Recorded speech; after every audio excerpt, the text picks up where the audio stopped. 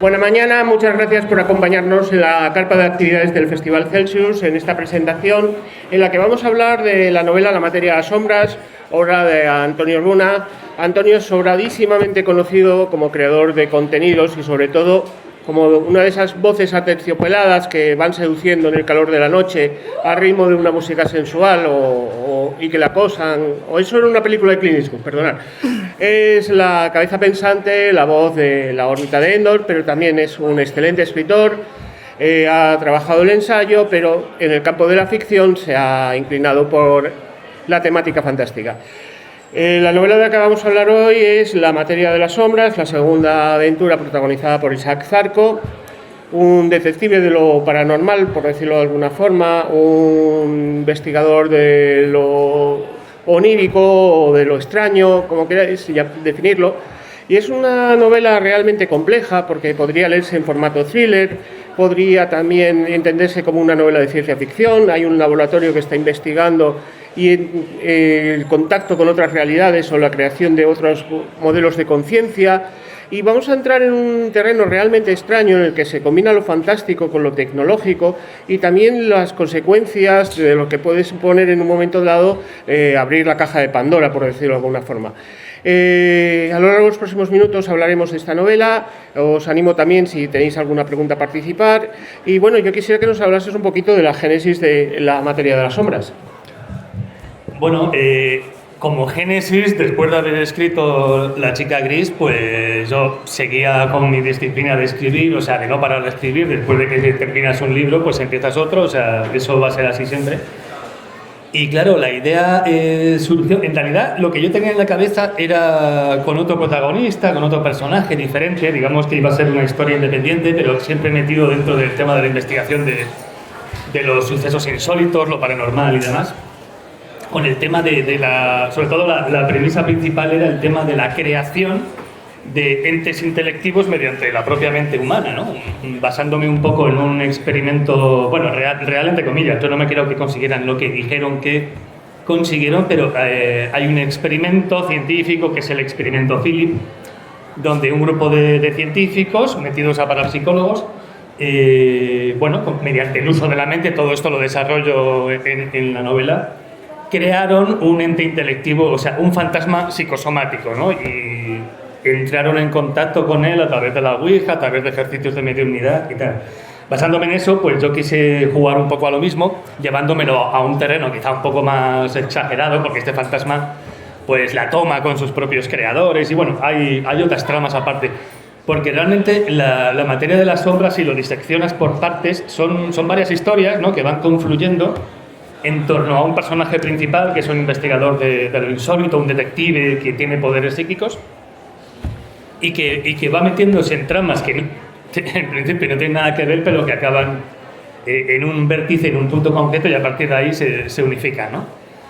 En un momento determinado consideré que el personaje que yo había ideado principal no tenía ni la potencia ni el carisma, ni digamos todo el trasfondo que ya tenía el personaje de Isaac Zarco, que ya había protagonizado La chica gris, y dije, bueno, sin que sea una secuela, voy a fabricar esto como si no fuera una secuela, como si fuera el primer libro protagonizado por este personaje, pero le pongo a él, porque realmente si ya he hecho un personaje que está bien o que yo considero que está bien, pues voy a seguir dándole cancha.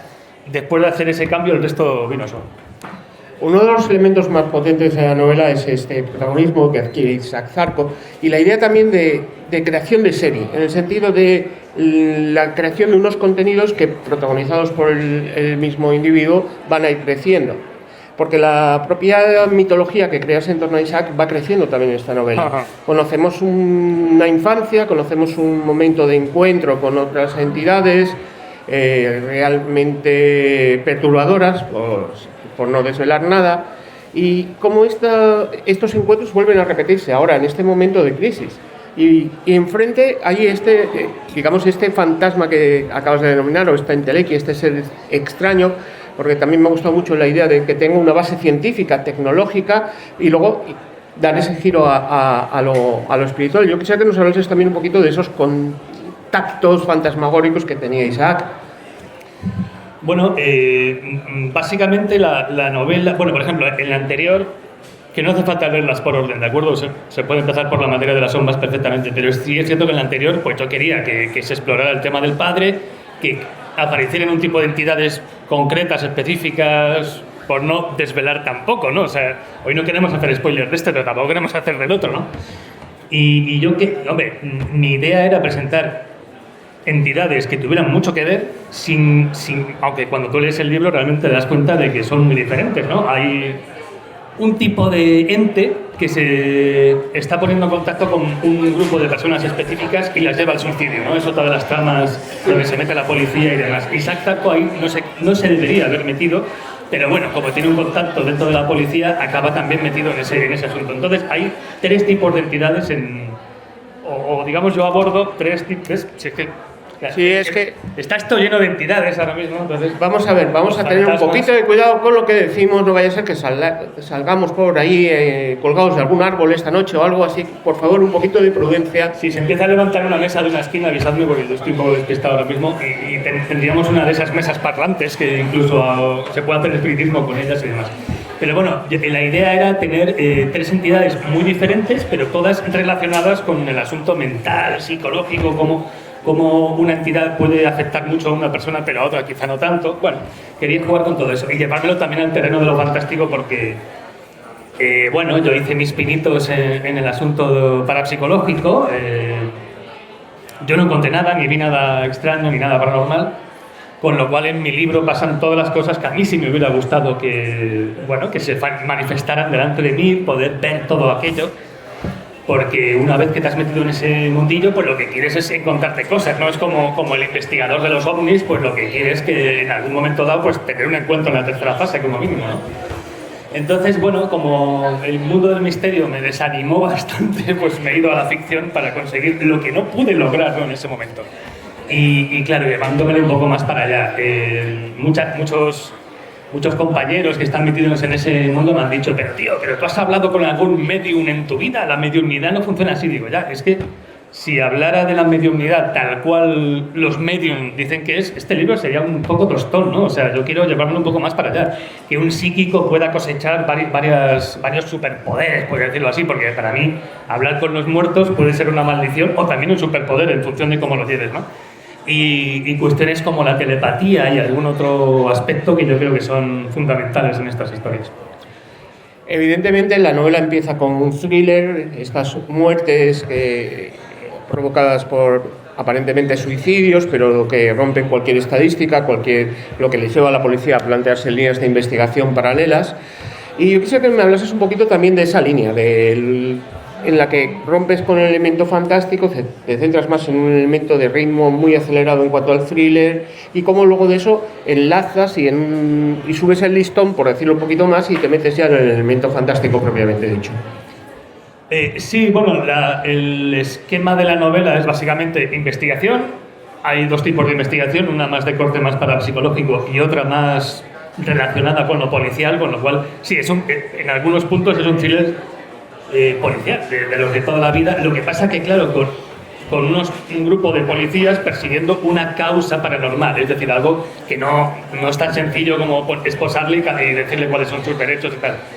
Ahí es cuando se requiere la presencia de Isaac Zarco y como algunos asesores policiales hay, a mí me han contado todo, yo he intentado investigar sobre ese tema, pero es cierto, o sea, curiosamente para muchos casos de difícil resolución, personas desaparecidas y tal, se buscan a mediums y gente con supuestas dotes psíquicas para ver si pueden echar una mano, ¿no? Y de hecho les dan una acreditación para que puedan entrar en comisaría y demás. He estado investigando sobre esa cuestión para saber cómo funciona un asesor policial que no tiene nada que ver ni con el departamento de policía ni nada, y que de hecho pues es un civil que echa una mano dentro de un territorio que está como mal visto, ¿no? Porque realmente la gente normal diría, ¿en serio? Para investigar o para encontrar a mi hijo que ha desaparecido, estáis llamándome a un medium, un psíquico, etcétera, etcétera.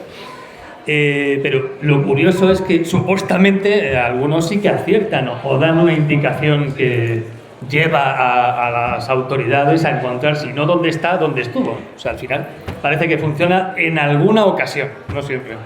Pero sí, y luego, y ya acabo con la pregunta, Aunque, bueno, es un thriller con algo de terror. Cuando llega el terror sí que creo que es más impactante precisamente porque no está el terror buscándote constantemente, o sea, cada 20 páginas un susto, pues no. Con lo cual yo creo que las secuencias de terror acaban impactando más, ¿no? Porque estás investigando hasta que de repente ocurren cosas y las secuencias acaban marcando más, ¿no? Entonces, ¿lo podemos meter dentro del terror? Pues yo creo que sí, porque todos hemos leído libros supuestamente de terror que no asustan o que no dan miedo, o que, bueno, tienen momentos muy puntuales de terror, que casi es más horror que terror, pero bueno, tampoco queremos entrar aquí en clasificaciones y en etiquetitas y tal. Hombre, la novela es, digamos, cruza fronteras y no tiene tampoco vergüenza para hacerlo. En realidad es muy osada y por eso se disfruta más como lector, en mi opinión. Porque desde luego no das nunca nada por sentado. Y yo quisiera que nos hablases un poquito de la cocina de la novela. Conocemos esa faceta tuya como comunicador, como coordinando unos podcasts de más éxito, que te debe invertir horas y horas. Y luego también, claro, estamos hablando de muy poco tiempo, has publicado 2 novelas de una misma serie. ¿Y cómo te has organizado? ¿Cómo has podido ir construyendo también esta faceta como escritor? Bueno, supongo que le debo gran parte de esta facilidad, ¿no? para escribir novelas al hecho de que yo llevo siendo máster de rol desde el año 1993. En el 92 empecé a jugar rol y en el 93 ya dirigía partidas. La forma en que yo hago los esquemas de las partidas de rol pues es muy parecido a los esquemas que hago para las novelas, e incluso dejando margen para la improvisación. Los grupos de jugadores, aunque sean tus amigos y los conozcas bien, siempre se les apañan, ¿no? para sorprenderte, irse por una tangente que no habías previsto, entonces tú tienes que improvisar. A la hora de escribir, aunque me gusta siempre tener un guión esquemático, es cierto que a veces los personajes se te acaban yendo por una esquinita por la que tú no habías previsto que se pudieran meter, y porque la historia te conduce a eso, ¿no? Entonces yo muchas veces me encuentro con que, habiendo previsto que el personaje después de esto vaya a este otro lugar, se tome un café con X persona y demás, llegado a ese punto, diga, es que esto ahora ya no tiene sentido, vendría mejor que hiciera otra cosa, ¿no? O sea, y eso es un aspecto que me gusta, porque dentro de que al final sí que tienes que tener un poco para mí, o sea, yo sé que hay gente que se pone a escribir con una idea básica y van improvisando todo el rato, ¿no? A mí eso no me funcionó. En su momento lo intenté y nunca he acabado ninguna novela con ese sistema, y como esto me va, pues es lo que uso. Y ya te digo que incluso los personajes de vez en cuando alzan su voz para decir, no, yo no, tú me has dicho que tire hacia este lado, lo voy a ir hacia el otro. Es muy curioso. También es verdad que, bueno, no me gusta tampoco detenerme, ¿no? en toda la historia, aunque hay algunas secuencias que tienen que ser como tienen que ser, llegado a ese punto, tienen que ocurrir tal cual tú lo has previsto, si no, no va a funcionar. Y bueno, yo creo que al final las novelas, dentro de que también acaban siendo sorprendentes, ¿no? Pues son lógicas, ¿no? No es lo típico que a un autor de repente se le ocurre un giro argumental, en plan, Bruce Willis está muerto. Si Bruce Willis está muerto, tienes que empezar a jugar con ese tema desde el principio, ¿no? Entonces, muchos autores ponen un giro argumental en un momento muy avanzado en la novela, y luego tienes que ir atrás sembrando esa semillita, que es cuando anticipas un poquito el tema. Entonces, por eso yo tengo que ser muy flexible con ciertos aspectos de la arquitectura de la novela, pero con otros, pues bueno, digamos que les dejo libertad a los personajes. ¿Y qué hay ahora en Tu perturbada y oscuramente? ¿Va a haber una tercera novela de Zarco? ¿Vas a cambiar de registro? Bueno, mi intención está escribir al menos 5 novelas de Isaac Zarco, pero tranquilamente, o sea, no hay prisa. Ahora hay que parar un poquito, han venido 2 novelas muy de seguido, ahora hay que un poco cambiar de tercio. Yo soy el típico autor que a mí me jodería que me clasificaran dentro de un estilo. ¿Sí? Yo he empezado con el terror, pero quiero ahondar en la ciencia ficción, en varios estilos. Hay muchas cosas que me gustan, entonces lo próximo es fantasía épica. Hasta aquí puedo leer. Pero bueno, a medida que vayamos avanzando y vayamos publicando más cosas, si la editorial sigue interesada, pues Isaac Zarco llegará cada 2 o 3 años, llegará alguna cosilla, porque creo que es un personaje que lo vale, que lo merece. ¿Hay alguna pregunta entre el público? Pero ¿podemos acercar el micrófono?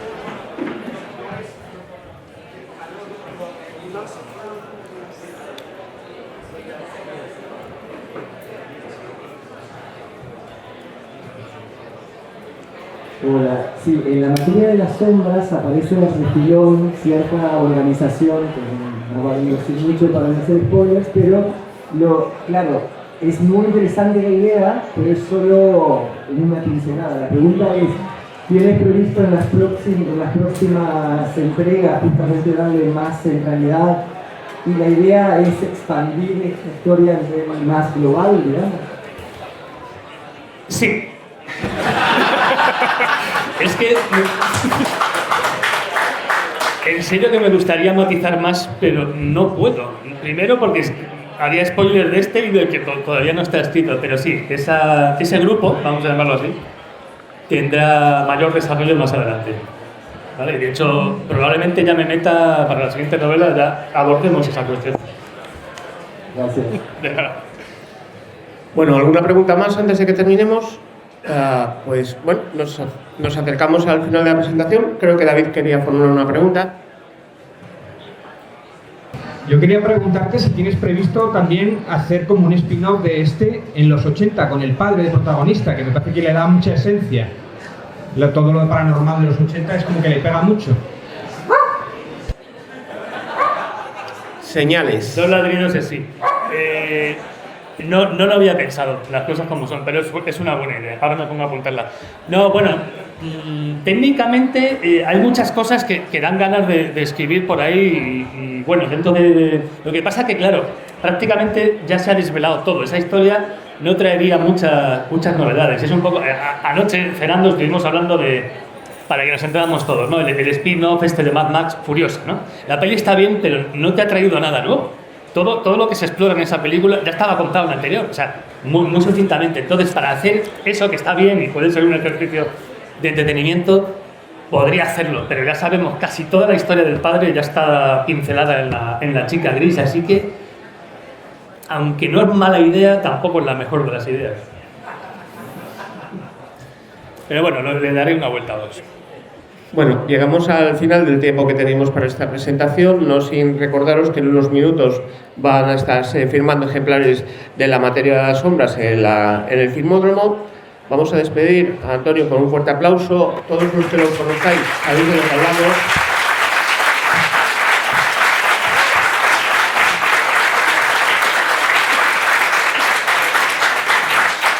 Y a los que no lo hayáis leído, pues sinceramente os envidio. Os invito a que os acerquéis a las librerías y acerquéis con uno de los mejores libros que tenemos en este Festival Celsius. Muchísimas gracias por habernos acompañado, Antonio.